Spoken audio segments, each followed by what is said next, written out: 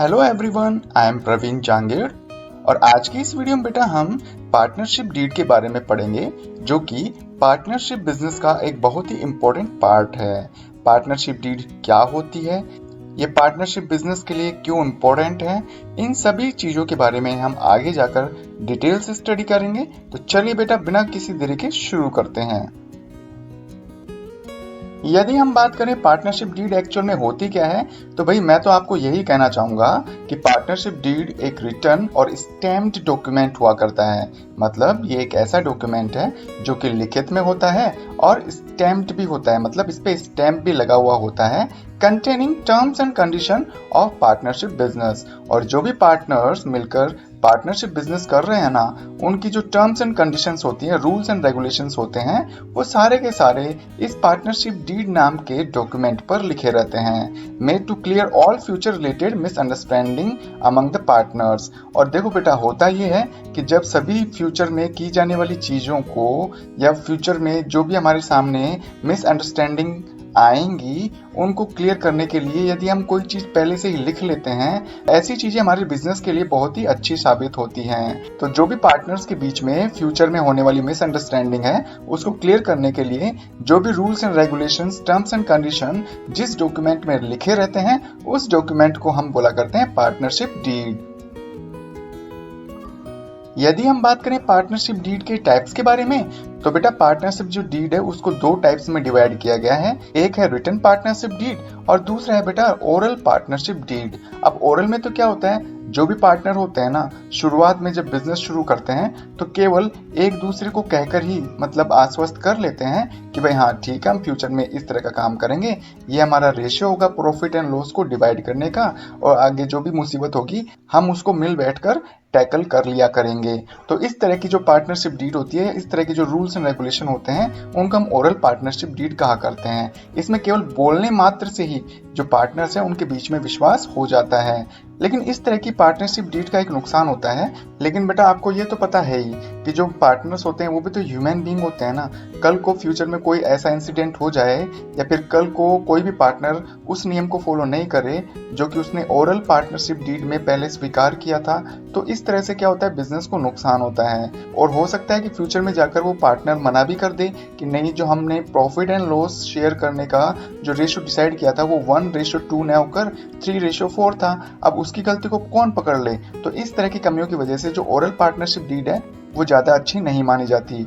अगर हम बात करें रिटर्न पार्टनरशिप डीड की, तो रिटर्न पार्टनरशिप डीड में क्या होता है, पहले ही बिजनेस शुरू करने के दौरान जो पार्टनर्स होते हैं मिल बैठकर एक डॉक्यूमेंट तैयार किया करते हैं, उस पर स्टैंप वगैरह लगवा लिया करते हैं वकील से, और उस पर जो भी रूल्स एंड रेगुलेशन होते हैं, पार्टनरशिप फर्म का नाम क्या होना चाहिए, कहाँ बिजनेस करेंगे, उस बिजनेस में जो प्रॉफिट एंड लॉस होगा वो किस तरह से बांटा जाएगा, मतलब इसी तरह की बहुत सारी चीजें पहले से ही लिख ली जाती है। और जो रिटर्न पार्टनरशिप डीड है वो काफी विश्वसनीय मानी जाती है। कल को कोई पार्टनर अगर मना भी कर देता है कि मैंने ऐसा नहीं कहा था, तो ऐसी सिचुएशन में रिटन पार्टनरशिप डीड उस पार्टनर को दिखा दी जाएगी कि नहीं, तुमने ये लिखा था, तुम्हारे यहाँ पे साइन है।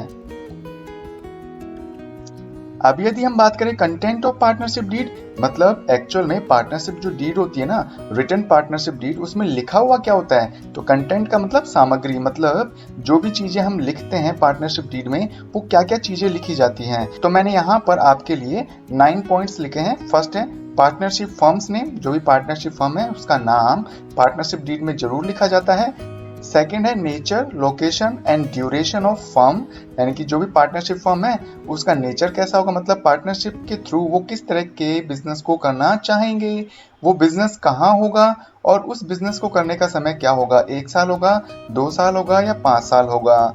तो इस तरह का जो ड्यूरेशन है वो भी पार्टनरशिप डीड में लिखा जाता है।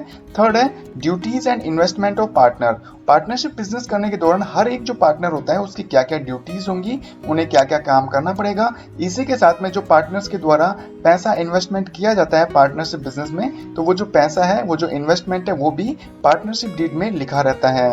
यदि हम बात करें फोर्थ पॉइंट की, तो वो है P&L शेयरिंग रेशियो, मतलब पार्टनरशिप बिजनेस करने के दौरान ending of the financial year में जो भी प्रॉफिट या लॉस होगा उसको किस रेशियो में बांटेंगे, वो रेशियो भी उस पार्टनरशिप डीड में लिखा रहता है। यदि हम बात करें फिफ्थ पॉइंट की, तो वो है पार्टनर सैलरी। मान लीजिए कोई पार्टनर है, वो पार्टनरशिप बिजनेस में पार्टनर होने के साथ साथ में पार्टनरशिप के कुछ अलग से ऑफिस में बैठकर काम भी किया करता है, तो इसके लिए उसको सैलरी दी जाएगी, तो वो कितनी सैलरी होगी, उसका पेमेंट हम मंथली करेंगे, वीकली करेंगे या हाफ ईयरली करेंगे, ये सारी कंडीशन उस पार्टनरशिप डीड में लिखी रहती है।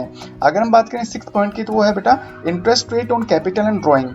जो भी पार्टनर कैपिटल लगाएगा बिजनेस में, पार्टनरशिप बिजनेस में, तो उस पर दी जाने वाली इंटरेस्ट की क्या रेट होगी। और यदि मान लीजिए किसी भी पार्टनर को पैसे की जरूरत पड़ गई, तो वो जो पैसा है वो पार्टनरशिप बिजनेस से ले भी तो सकता है, तो इस चीज को हम बोलते हैं ड्राइंग।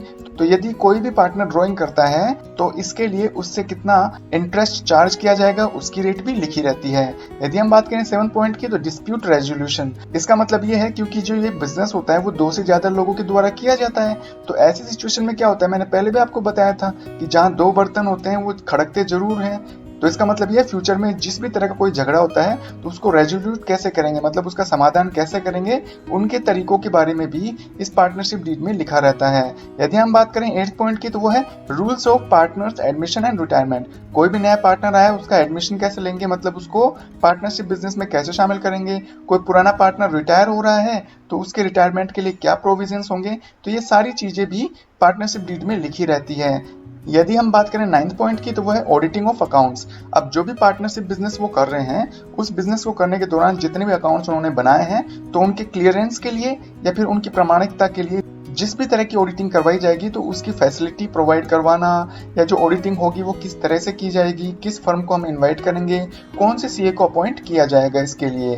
तो इसी तरह की जो 9 बातें हैं वो पार्टनरशिप डीड में लिखी रहती हैं। तो उम्मीद है बेटा आपको पार्टनरशिप डीड क्या होती है, इसकी मीनिंग, इसके टाइप्स के बारे में, साथ ही में आपको ये भी पता चला होगा कि पार्टनरशिप डीड में क्या क्या चीजें लिखी रहती हैं। तो ये सभी चीजें बेटा आपको अच्छी तरह से क्लियर हो गई होंगी। यदि फिर भी कोई कंफ्यूजन है तो आप मुझे कमेंट बॉक्स में कमेंट करके आप अपनी प्रॉब्लम मेरे साथ शेयर कर सकते हैं। यदि वीडियो अच्छा लगा है तो बेटा वीडियो को लाइक करिए, अपने फ्रेंड्स को शेयर जरूर करिएगा। यदि आप चाहते हैं इसी तरह के वीडियोज आपकी स्क्रीन पर रेगुलर आते रहें, तो इसके लिए बेटा आप मेरा चैनल सब्सक्राइब कर सकते हैं। थैंक यू बेटा।